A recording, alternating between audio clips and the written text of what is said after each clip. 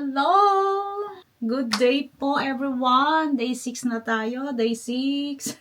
Diba? Day 6. Day 6 na po tayo. Nakakasabay po ba kayo? Kumusta po ang inyong pakiramdam? How are you? Okay po ba? May pagbabago po ba sa sarili?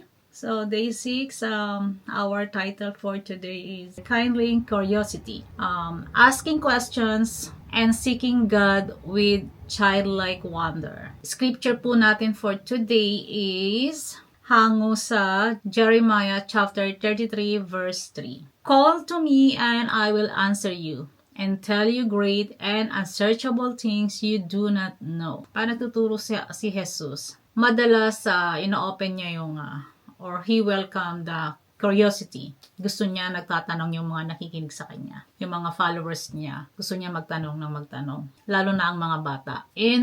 Sa Matthew 18, the disciple asked Jesus, who is the greatest in the kingdom of heaven? Nabasa niyo po ba yan? So, check niyo po yung Matthew 18. Nandoon po yan. Who is the greatest in the kingdom of heaven? Instead of pointing to a powerful leader, tinawag ni Jesus ang bata. Tumawag siya ng isang bata, pinatayo niya, and then, ang sabi niya, unless you change and become like little children, you will never enter the kingdom of heaven. That is Matthew chapter 18 verse 3. Kung hindi kayo magbabago katulad ng, or maging bata, ano ba ang natural na ugali ng mga bata, 'di ba? Ang mga bata is curious, mahilig silang magtanong. Ngayon, kung ano yung sinasagot mo, madalas naniniwala sila. Kumbaga, ang isip ng bata, they are sponge, right? Ina-absorb nila yung natututunan nila. So, the God wants us to be like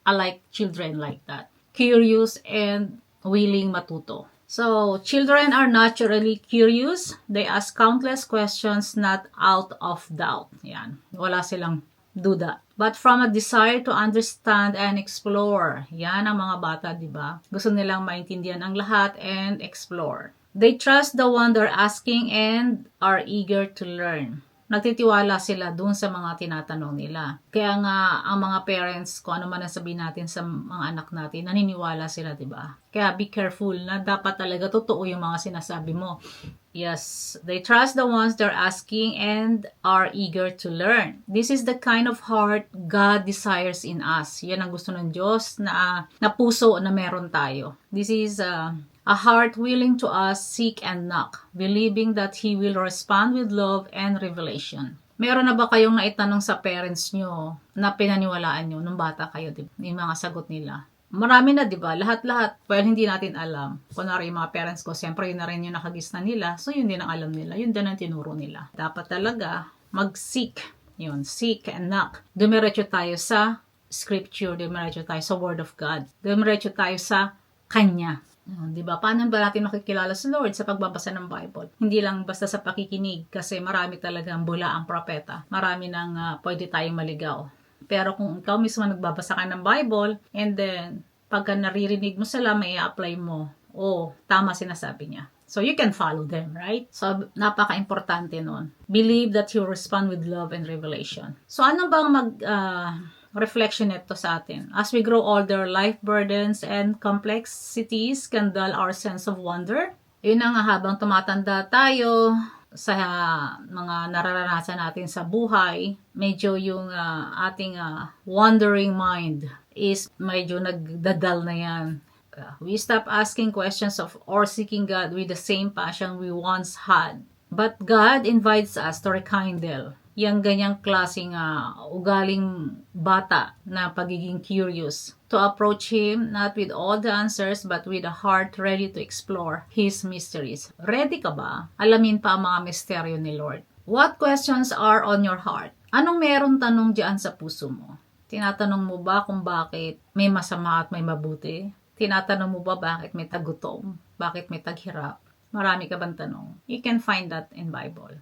Read more. Naghahanap ka ng kaliwanagan, ng direksyon sa buhay mo, kung saan ka patungo, kung ano ang future mo, naghahanap ka. Hindi mo yan makikita sa tarot card, hindi mo yan makikita sa pagpapahula, sa pag-contact kung kani-kaninong mga faith healer or what's that, mga chuchuchu.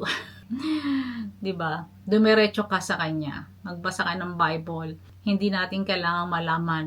Kasi, pag siya ang kilala mo, pagka kay Lord ka lumapit, magkakaroon ng clarification niya. Ibig sabihin, i-offer na kasi natin sa Kanya yung life natin. So, you will not be worried about your future because so, ano-anong question dyan sa puso meron ka? Yun lang ang masasabi ko. Kung ano man ang question mo sa puso mo, kung ano man yung mga katanungan mo tungkol sa kung bakit nagkaganyan ng anak mo, kung bakit hindi ka tinaratang mabuti ng mga magulang mo, kung bakit ganyan ang turing sa'yo ng family mo. Ang kasagutan ng lahat ng iyan ay nasa Bible. So, seek Him. Sa Kanya mo malalaman ang sagot. Hindi kung kani-kanino. Sigurado kang totoo ang sasagot sa'yo. Mahirap magtanong sa kapitbahay. Mahirap magtanong dahil ang malamang ang may a-advise nila sa'yo is payo ng mundo. You know, guilty ako dyan kasi nga ganun din ako magpayo nung araw. God isn't afraid of your question. In fact, He delights in them. When you come to Him with a curious and open heart, you will find not only answer but also a deeper relationship with Him. Yun yung importante doon. Yun yung the best doon. Habang nagtatanong ka sa Kanya, pag inalam mo ang sagot at sa Kanya galing ang sagot, ibig sabihin sa Bible galing sagot sa mga scripture, magbasa ka, hindi lang makikita mo sagot, kundi magiging malalim ang relasyon mo sa Kanya. Yun yung nangyayari sa akin ngayon. Praise God. So, what we need to do, action step tayo, spend time to writing down your question for God. Yun ang gagawin natin. Ano ba bang question meron ka?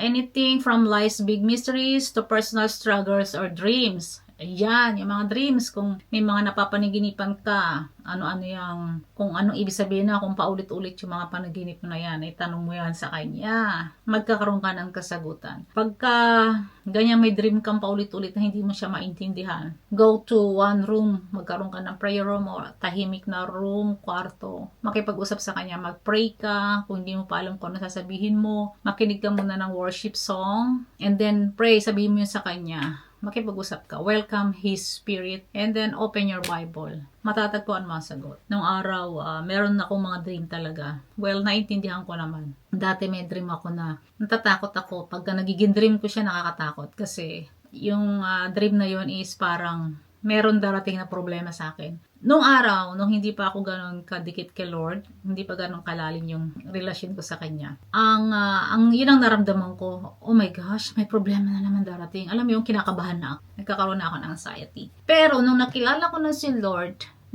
nagbaligtad. Parang karoon ako ng ganun dream. Nagka-thank you ako, Lord. Thank you, Lord. Thank you, God. Thank you, Jesus. Thank you. Kasi binibigyan mo ako ng babala. Alright? My dream is a warning na mayroon darating na problema. See, nakita nyo yung pagkakaiba. Nung araw, nung wala pa ako kay Lord, ang interpretasyon ko sa panaginip na yun, nagkakaroon ako ng takot. Kasi alam ko may problema. Diba? Ako, ano na namang problema ang darating? Diyos ko, ano naman kaya to? Diba? Anxiety. Tapos, nung lumapit na ako kay Lord, nung naiintindihan ko na si Lord, ngayon, ang intindi ko doon sa mga panaginip na ganun is babala. Binibigay niya ako ng babala, pinapadala niya sa akin yung panaginip na yun, anak, mayroong darating na problema sa'yo, be ready. So, yun, kailangan maging handa ka. So, ang ginagawa ko, nagpipray ako, Lord, kung ano man yung darating na problema, sana kaya ko at samahan mo ako. Right? Nagkakaroon ng pagbabago pagka malapit ka na kay Lord. So, take those questions to Him in prayer, trusting Him to guide you in His timing. Look up one story or teaching of Jesus in the Gospel. Ask yourself, what can I learn from this? How this reveal God's heart to me? Yun, isa yun sa mga technique. Kumuha ka ng isang story sa Gospel and then ask yourself, what can you learn? Yun, maganda yan. How to get story? Siguro isip kayo about, ayun naman, madali na lang mag-search. Punta kayo sa Google, search nyo good story in the Bible. Or ako, meron kasi akong book, children's book ng anak ko. Ang nandoon is mga story, mga famous story ng Bible, mga event ng Bible, mga scriptures, and then may explanation din doon. So, maganda. Tingnan mo kung ano yung magiging aral mo doon sa story na yon. Halimbawa, si Jonas, nung inutusan siya ni Lord, ayaw niyang sundin, and then hanggang kinain na siya ng balyena, nasa loob siya ng, diba? Yung mga gano'n, may mga story yun. Na kumbaga hindi ka makakatakas, kailangan mong pagka ikaw inuutusan ni Lord, sundin mo. Katulad ngayon ito, actually, matagal na tong inaano sa akin na Lord na mag-podcast or magganito, magsalita rito. I-record ko to and then i-upload ko sa YouTube matagal na or sa any platform. And hindi ko malaman kung paano ako mag-uumpisa. This is actually pang second year na to. Ngayon ko pa lang ginawa. Kumbaga, pag pinupush ka na ni Lord, just do it. So, yun. So, enough. Maybe kayo, paano po ba yung mga question niya sa buhay? Yeah, just pray and you will find an answer. So, until dito na lang po. And until next time. Sana meron po tayong natutunan. So, let's pray. Lord, I want to seek you with a heart full of wonder and curiosity. Help me to come to you with my questions, not out of doubt, but from longing to know you more deeply. Rekindle in me a childlike faith, one that trusts you completely and eagerly seek your wisdom. Open my eyes to see the beauty of your truth and lead me to closer to you. Amen. After this, you can write kung ano yung mga nasa isip nyo.